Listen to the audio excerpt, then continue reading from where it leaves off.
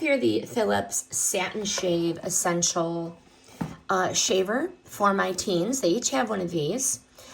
This is a wet or dry electric shaver. I like these because they're simple, they're compact, and they're not intimidating at all for, you know, the teens to utilize. I like they're lightweight, they're cordless, and they're battery operated by 2 AA batteries. Just go on the bottom there.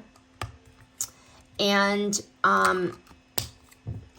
they give them a smooth shave without nicking or cutting them, which is my main concern. As I said, they work dry or wet. My teen could use it in the shower or a quick leg shave after school before dance.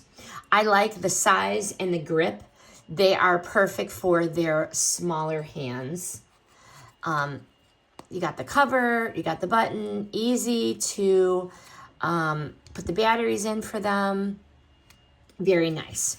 But this shaver is cost effective, it is safe, and it is easy for a teen to handle with no worries on this end, the mom's end.